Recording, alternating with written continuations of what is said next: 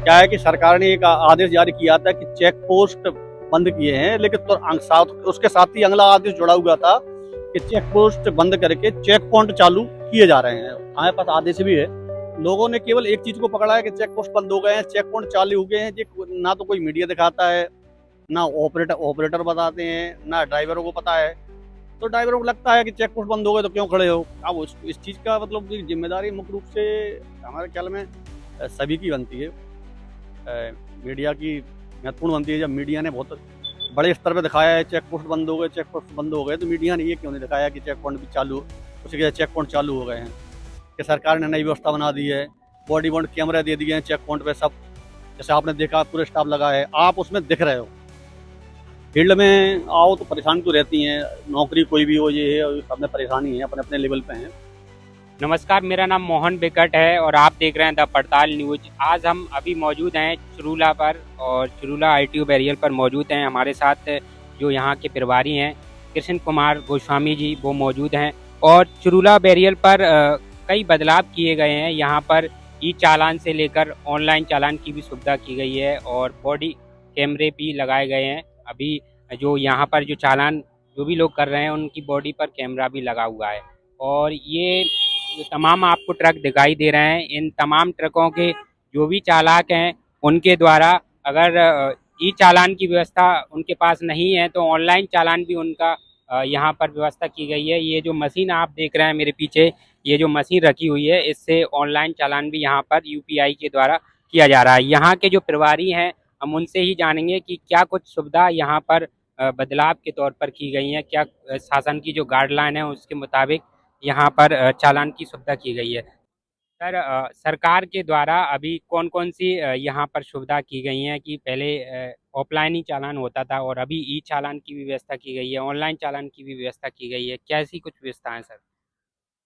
अभी सरकार ने एक व्यवस्था बनाई है ऑनलाइन चालान वाली, और ऑफलाइन भी चल रही है। अब जिसके पास कई ड्राइवरों के पास जैसे स्मार्टफ़ोन नहीं है, या वो उसको चला नहीं पाते हैं, या फ़ोन में पैसा नहीं है, तो वो लोग मैनुअल चालान कटवा लेते हैं। और जिसके पास फ़ोन में मतलब स्मार्टफ़ोन है, यूपीआई में पैसा है, तो उनका ऑनलाइन जो पीओएस मशीन से चालान कट जाता है।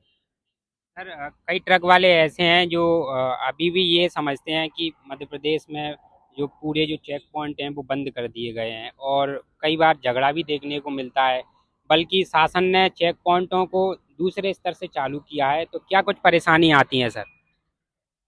तो परेशानी तो फील्ड में आओ तो परेशानी तो रहती हैं, नौकरी कोई भी हो, ये है सब में परेशानी है, अपने अपने लेवल पे हैं। क्या है कि सरकार ने एक आदेश जारी किया था कि चेक पोस्ट बंद किए हैं, लेकिन तो साथ उसके साथ ही अगला आदेश जुड़ा हुआ था कि चेक पोस्ट बंद करके चेक पॉइंट चालू किए जा रहे हैं। हमारे पास आदेश भी है, हम आपको आदेश भी देंगे, आप दिखाना अपने चैनल पे।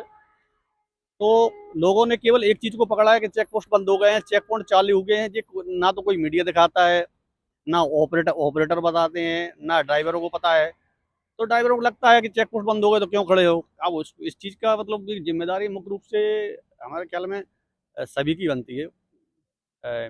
मीडिया की महत्वपूर्ण बनती है। जब मीडिया ने बहुत बड़े स्तर पे दिखाया है चेक पोस्ट बंद हो गए, चेक पोस्ट बंद हो गए, तो मीडिया ने ये क्यों नहीं दिखाया कि चेक पॉइंट भी चालू, उसकी जगह चेक पॉइंट चालू हो गए हैं, कि सरकार ने नई व्यवस्था बना दी है, बॉडी वॉर्न कैमरे दे दिए हैं चेक पॉइंट पे सब। जैसे आपने देखा पूरे स्टाफ लगा है, आप उसमें दिख रहे हो। मतलब यदि आप कैमरे की रेंज में भी आ रहे हो तो आप उसमें दिख रहे हो वहाँ पर भोपाल में।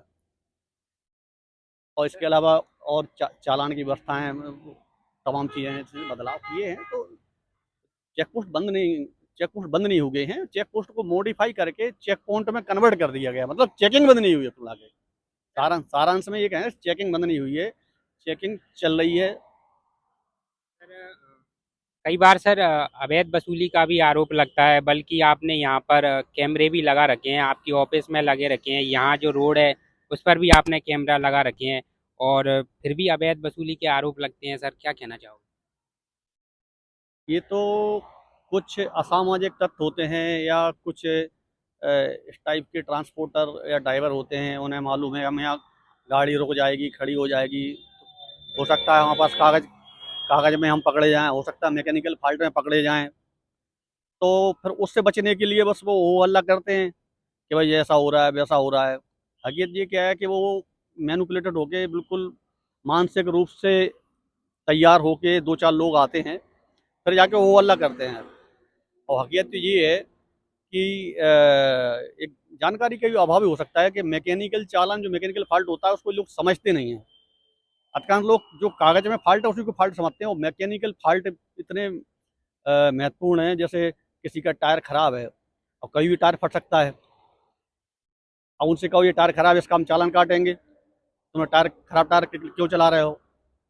या ओवर हाइट है, ओवर हाइट है। अब कोई भी गाड़ी का निर्माण होता है, उसकी लंबाई, चौड़ाई, ऊंचाई, उसकी अ, एक इंजीनियर, मतलब जो मैकेनिकल इंजीनियर होता है, वो उसको तय करता है कि कितना क्या होगा। अब जो ऊंचाई ज़्यादा हो गई है, अब हवा का झुकाव या उसकी रफ्तार, उसको कभी भी मतलब गाड़ी पलट जाती है। देखते हैं रोड पे के बीच में जो है अपने आप गाड़ी पलट गई है, अपने आप गाड़ी पलट गई है। क्या क्या बात हुई, रोड पे अपने आप गाड़ी पलट गई है? गाड़ी अपने आप नहीं पलटी है, इसमें इतनी ऊंचाई ले ली है, उसका बैलेंस खराब हो गया, इसलिए गाड़ी पलट गई है। तो इसको ओवर हाइट का चालान बनता है। तो जो मैकेनिकल फॉल्ट होते हैं, इन फॉल्टों को वो समझते नहीं है, और उन्हें लगता है कि परेशान किया जा रहा है, तो फिर वो उल्टी सीधी बातें करते हैं, उन्हें जो मन में आए बोलते हैं। ट्रक वालों के साथ भी होता है, झगड़ा होता है, क्या कैसी परेशानी है? अब झगड़ा क्या, अब जिसका चालान कटता है उसे दिक्कत आती है। अब परेशानी तो ये है, ठीक है, उन्हें समझा बुझा के जैसे भी करके, उनके मालिक से बात करके, क्या नाम, उनका मैनेजर से बात करके, या जैसे भी हो, समझा सोच के चालान काट देते। कभी कभार स्थिति आ जाती है, पुलिस का भी सहयोग लेना पड़ता है, लेकिन कुल मिला के अब काम है, वो तो समस्याएं आती हैं, वो सॉल्व होती रहती हैं। तो ये थे हमारे साथ सर यहाँ पर जो प्रभारी हैं वो, और आप मेरे पीछे भी देख सकते हैं, ये जो मशीन है इससे ऑनलाइन चालान की व्यवस्था की गई है। ये जो बाकायदा रजिस्टर है, इसमें जो भी जानकारी है वो मेंटेनेंस। इस रजिस्टर में जैसे हमारे पास जितनी गाड़ी आई ना, आप इसको देखो, जैसे आज तारीख कितनी है? 5 तारीख है। हम आपको दिखाएंगे।